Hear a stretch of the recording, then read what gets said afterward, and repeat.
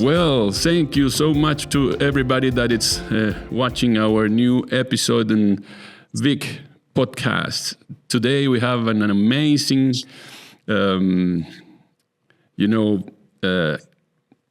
somebody that for us is really important. This guest is, she has a lot of experience, and today she's doing a big effort to be with us. So thank you so much, Nathalie Wang, to be with us today and to join us in this beautiful conversation. Welcome, Nathalie. No. Well, thank you so much. Thank you. It's such a pleasure and honor to, be asked to join by Andrea and to speak to you, even just remotely behind the computer screen. But it's a great pleasure for me. Thank you so much. Well, today this tool has been also very, useful for the distance. One day we will be together tasting the wine personally. That will be for sure. If you come to Chile, you are more than invited to visit us. And if I go there, of course, it will be great to taste some wine together. Yes. Nathalie, absolutely. Nathalie, before to get into the vintage 22 and the wine, please, to our audience, tell us about a little bit about your experience. For us, it's important to know that side of your experience. And in a few words, how can you tell us about your background? Yeah, absolutely. So I'm a wine journalist, a Chinese wine journalist based in Hong Kong. I created a website called Vinojoy News right before the pandemic, which is dedicated to cover the wine industry in China, in Hong Kong, and rest of Asia. And so it has been going on for 6 years now. And we're very happy and pleased to say that we are right now the most authoritative and trustworthy news source covering the industry in this region. Great. And as a journalist, what makes you to go into the wine in this beautiful world? To be honest, out of ignorance. No, because I was really writing about politics, and for a long time I was working for Reuters in Hong Kong. So it was a lot about politics, and the subject is really different from wine. So I really thought I needed to have a switch, a change of career and cover something more enjoyable, more, just pleasant. So naturally I thought, wine could be interesting. So I went into this industry, and someone that we probably know both very well, James Suckling, was hiring in Hong Kong. So I thought, this sounds fun. Wow, So great. that's how it all started. Okay, great. If you have to say one thing about wine that you love in general about wine, what would be that sentence? I think it's really just the pleasure it brings to me compared with any other beverages. I enjoy occasional whiskey and cognac, but wine is something I keep going back to. I think it's just the consistency in delivering that pleasure, that sort of enjoyment in the glass. So it's really something that I personally love and started to develop a taste for. Actually, after joining James Suckling's team. Great. Well, let's talk about a little bit the vintage 2022. I have some numbers here. For example, to compare with the 2021, which is a great year too. The average temperature was a little bit cooler in the 22. The 21 was 13.5. The 22 13. The maximum temperature, the average was 20. And the 22 was 19.6. The 21 is considered the second very dry year between the last 100 years, and the 22 is considered the 23rd dry year. In the 10 last year, the 21 is considered the warmest, and the 22 the coolest. It was the coolest, right? Yes, and the last thing in terms of how cold were the seasons, the 21 was cool during the winter. Same thing with the 22, but the 22 was the 13 in terms of cooling to be cool during the spring, and then medium and the autumn. So considering the numbers, the 22 looks to be a little bit more cooler than the 21. What's your impression for you about this vintage? To be honest, when I tasted, I didn't look at the text sheet.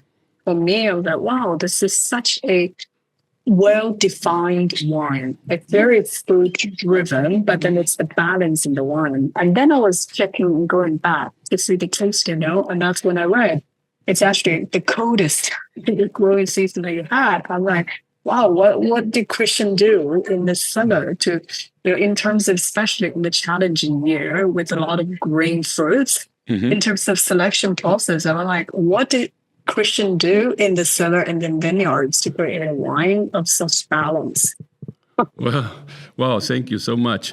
Well, let's say hard work, hard work in the fields first with the team.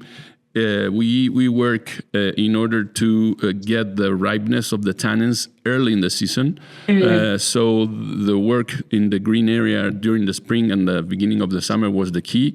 The idea was to ripe the tannins before early in the season, before March get too hot. So in that way we avoid the high temperatures. And all the green management that we did was in order to get ripe, round tannins, but with tension. So that was the intention in terms of you feel the tannins doesn't have angles, but they have this kind of movement. It has a power there, yeah. Yes, and grip, but very soft and elegant.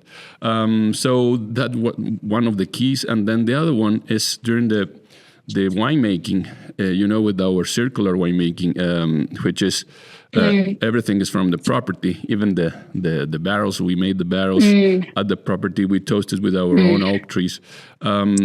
Is to get that. So what is the special? What is the? No, because I read it's something special about the barrels. I'm just curious. Sorry to interrupt you. No worries. It's part of the explanation. Barroir, it's our barrel program. And it's about that, as you find in the great chateaus, the biggest chateaus in France, they made their own barrels, right? So we also make the barrels at the winery. We are the only ones in South America in that sense. But we are the only one in the world toasting the barrels with our own oak trees from the property. So, in that sense, that's totally different because in one sense we give the flavor of this terroir from these trees from 300 years ago. Back to the wine then. So this one is not only about the vines that they have 18 years old, it's also about this forest 300 years ago. And then the other thing is that we toast the barrels tailor-made for each wine. Let's say the toasting for VIK, we have more than 58 different toasting this year. Some years more than 62. Oh wow! And we combine that for each year in a different way for VIK. Then we have another toasting for La Puvelle, another one for Mia Cala. Wow. So it's especially for that wine that year. That give us that fine tuning to get the quality of the tannins that we are looking for. Mainly our toasting, it's about to don't have that coffee chocolate flavors. It's more about to respect the fruit and to have the tannins from the oak that they polymerize with the tannin of the wine, and they make this wine more round and soft. More seamless in a way. Yes, and more elegant. So that's part of the Barroir concept. And then also this year, the 22, we add some more wine in amphoras. The 21 was 10%, and this year is 14%. So sometimes 4% looks like not that much, but it makes a huge difference. We call that program amphoras and terroir. We make the amphoras at the property with our own clay. So again, that microoxygenation that we have there and that possible flavor that you can get from the clay is from our property. So that makes this combination about how we work in the fields, the special parcels, and then how we make this wine to create this sensation and this kind of experience in the glass. Wow, that's amazing, because I didn't know that. It's really very precise and so much work goes behind it. Yeah, we are looking for, let's say, the fine tuning that makes sometimes the difference. We are in our holistic approach. The whole, which is the wine, needs to be very precise in different moments of this creative process, right? And we are really paying attention on that. Of course, we work organic. Sustainability it's always present. So these wines are also, let's say, natural because there are no intervention. The sulfur is low. So it's not only quality and elegant wines, also a wine that we make with, through, and for nature. Nature is totally in the wine in terms of how we work, how we incorporate nature in this. I think that we ferment this wine with wild yeast, okay?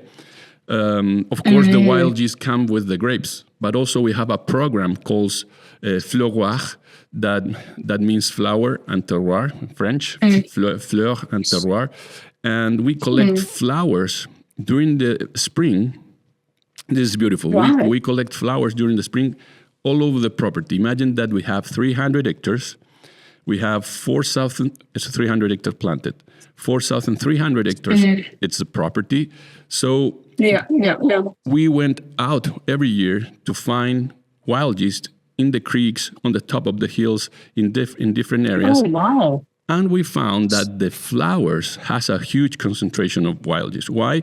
Because the flowers inside, normally they're a little bit sticky because they need to catch the pollen, right?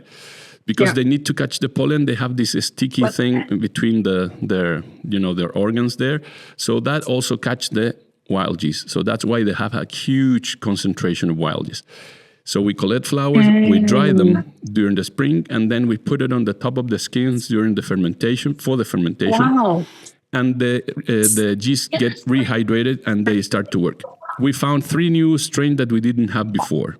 That give us more layers of flavors. But this program is not only beautiful because we're bringing flavors from all over the property. It's also beautiful because it's, let's say, a picture of our philosophy.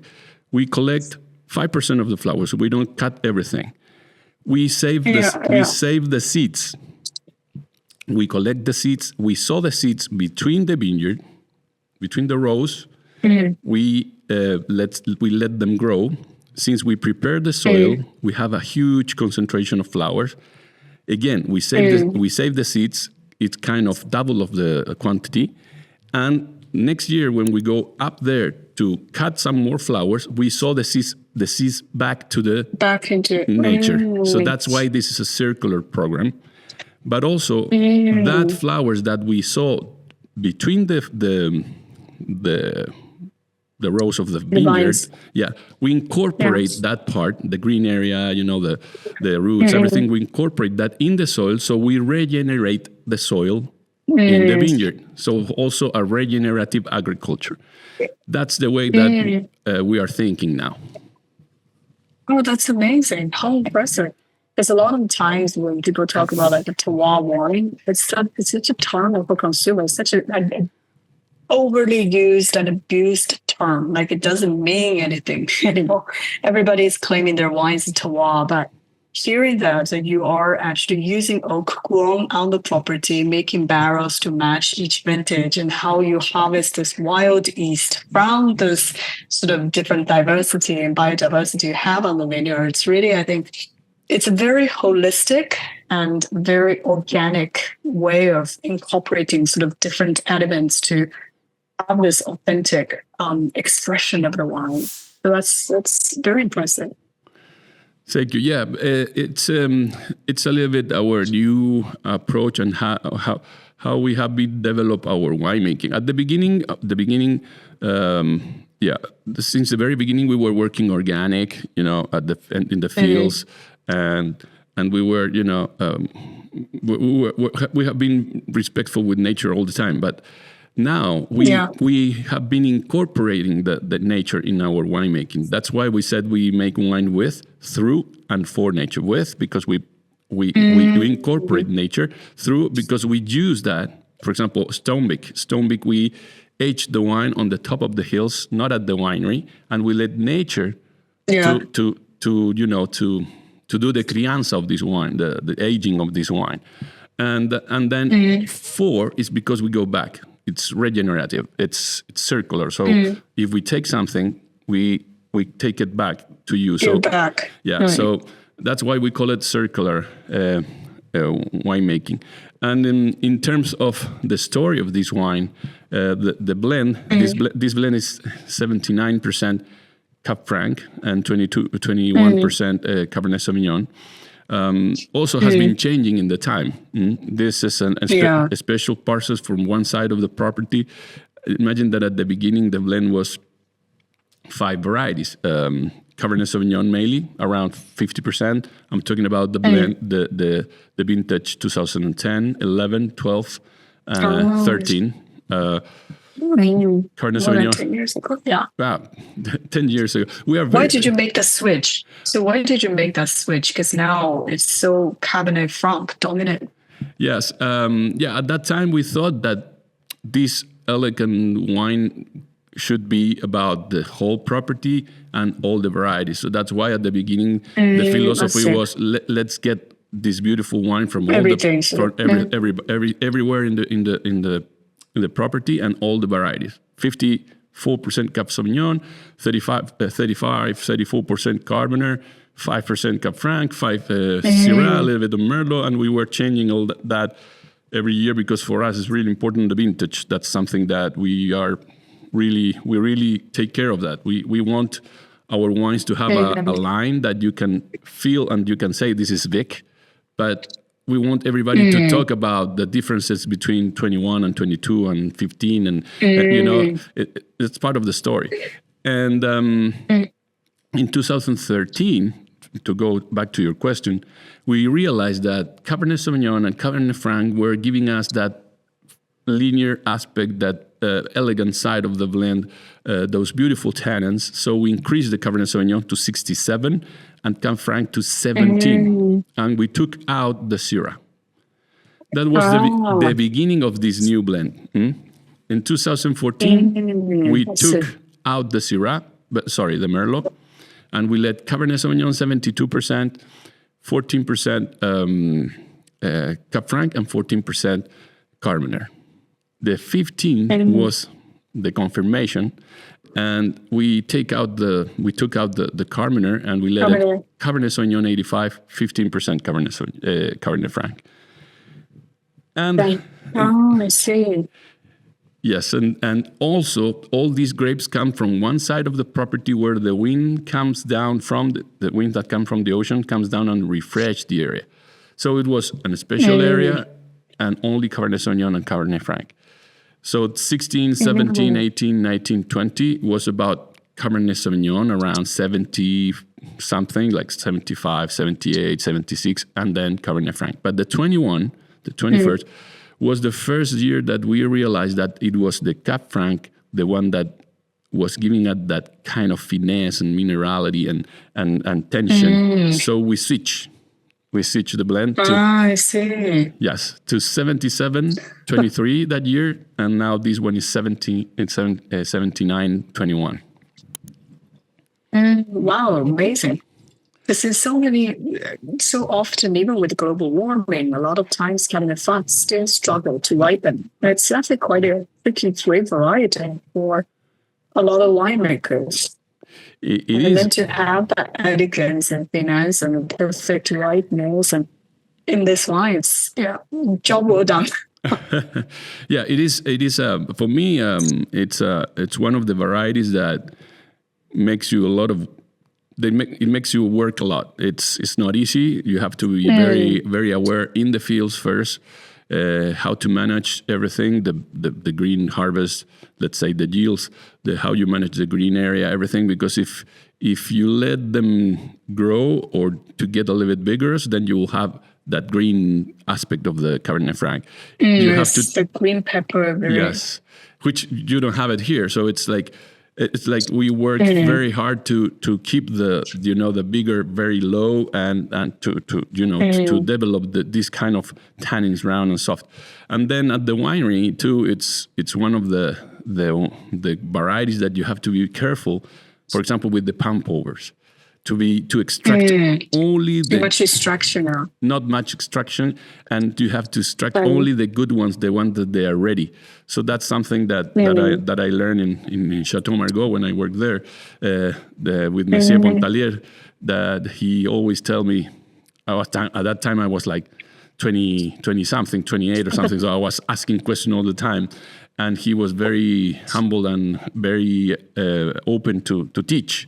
So he's one of the most amazing winemakers, right? So he teach me, and he always said to me that you have to be careful how to extract the tannins during the pump over. So you have to be careful in the fields and then at the winery how to extract the tannins. So we really take care to just extract the ones that they are ready, not over extract. When you over extract, you get those tannins that they are like big and angles and yeah.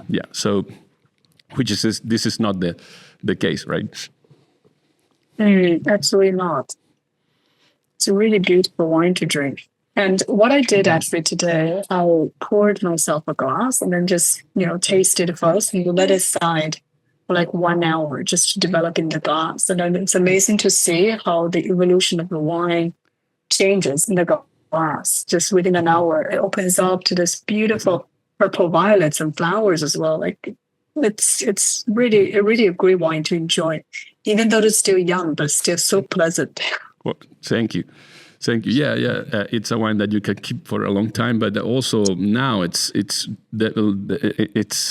delivering a lot of a beautiful experience. So it's a wine that I call it the book. Every glass is a chapter. Every sip is a page, because it's telling you a story in the glass when you're like drinking the wine, or if you keep the bottle longer. It will tell you another part of the story too. So it's the kind of book that you read it once, and then 3 years later you read it again, and you find new things that you didn't catch. That you didn't. I love that. Yeah. So I always call it the book. I love that. So because of the time, let's jump into the other part of this podcast. So let's talk about a little bit the market. How you see the market now? How should be the wineries, or in general, what they have to do for this new kind of generation drinking wine? What's your impression for the market today? Yeah, I mean, nowadays, everywhere you go, it's sort of the question that everybody is talking about. I actually just got back from New Zealand. I went to New Zealand for a wine business forum to talk about China and Asia in general. The market I'm familiar with is definitely the region. But one thing that keeps coming back is a new generation. How do we engage the new generation? In the US, in the UK, young people are not drinking enough, and they seem to be falling out of love with wine. And they're really pivoting to other alcoholic beverages. I think in Asia, it's complicated picture, but in a lot of the world, a lot of the parts in the region, like in Cambodia, Vietnam, Philippines, where the young generations, the population was actually massive. Like a quarter of the country was still young. That's very different compared with markets like Japan, where the median age is like 50 years old already. And the relationship with alcohol is quite different as well. Normally, like, because spirits is so dominant, spirits and beer, so there is an opportunity for young consumers coming into the category, sort of gravitating towards wine, because they want to be different from the older generation. So that's an opportunity for a lot of the producers in this market. So then, even that being said, I think in terms of what wineries needs to be doing, I think a lot of times we geek out on wines. I mean, we talk all the technical things about wine, which is great. But at the same time, more and more consumers, I think they want wine to be more fun, pleasure driven, less about the jargons. Because they just don't want to be too complicated. I think that's something I noticed, especially in China and Hong Kong in particular, when you talk to consumers and new generations of drinkers. Okay, so you think that, well, what I understand is that they want something a little bit more simple to understand at the beginning, and also, the sensation has to be, like very a good sensation, but simple to understand. That's why I understand. And then you think after that they will jump to the knowledge of wine, because how we make them go into the wine regions and the differences between this and that, and how can we work that area, that culture, the culture of wine? I think, that's very different. That's a very good point, because what we do, like if you think about wine, compare with the spirits like baijiu in China, where I'm coming from, like that's the predominant drink. And no one tells you to, go to a baijiu school and get a WSET certificate to learn about baijiu and to be able to enjoy it, to be able to appreciate it. No one does that. Whereas in wine, it's completely the reverse. You need to learn WSET, know the technical jargons to be able to enjoy the wine. We're setting up so many barriers for consumers. So consumers, when they have so many choices, especially today, you have social media, everybody's, sort of attention deficit, right? Like you can't focus more than 30 seconds of TikTok videos, right? And then you have so many other beverages that's fun, easy drinking to compete with wine, which needs a little bit more coaching, a little bit education. So we're losing that battle to all the other beverages like RTD, cocktails, like even non-alcoholic beverages.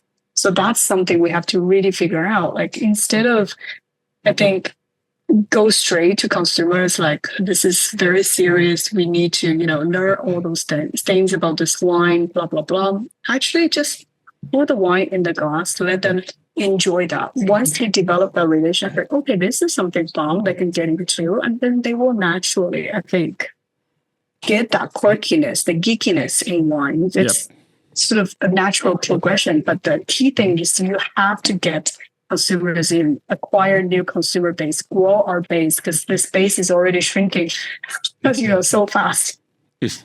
Yeah, I understand. And then to make them feel the wine interesting and jumping to wine, it should be a great wine, easy to drink. But also they want to know... Authentic. And authentic. Exactly. Wow, great. That's a very important thing, because nowadays, even people talk about like organic sustainability, it's a very abused term. There's a lot of greenwashing. And for consumers, what they're looking for with so many different things, they are looking for authenticity. Even sometimes it's not much about, every winery has a vineyard dog, but it's like, but it's also about the people, like what they are actually doing, that, what sets them different from their competitors or the neighbors, right? So everybody's looking for that authenticity, storytelling. So I think that's very important. And that's what's going to keep consumers to go back and build that brand loyalty as well. Oh, that's a very interesting point. I love it. Authenticity. That's why I think VIK, for me, I think you have that authenticity, because what you're telling, like, even making the barrels and, doing all those things wildest, I think that's what's going to resonate with consumers, because nowadays there's so many brands saying what they're doing, but you are actually doing the hard work, putting all the efforts and action into crafting this beautiful liquid in a bottle. I think that's the authenticity that consumers will gravitate to, and sets the wine apart from, your competitors on the shelf. Wow, thank you. Yeah, that's a very I love that let's say view of the market. Authenticity looks like something very particular for each one, and I agree with you. That's a great point. Well, we already have the time. I know that you are busy. Thank you so much. I hope everything goes very, very good for you. Thank you for this time. It was an amazing conversation, and hopefully see you here in Chile as soon as possible. Absolutely. And I'll be over there. So I hope to see you, and we can have a tasting together and talk a little bit more. Thank you so much for your time. I appreciate this moment that you are with us, especially that it's a special moment for you. So thank you so much. See you soon, Natalie. Oh, thank you so much. Thank you so much. And thanks for having me. Bye. Bye-bye. Well, thank you so much, everyone, for joining us and to be with us during this amazing episode. Thank you to Nathalie Wang to be able to talk with us about our vintage 2022 and our wine VIK 2022. See you in the next episode with more conversation from another part of the world, from another experience. Let's talk about wine, and see you soon. Bye-bye. Cheers.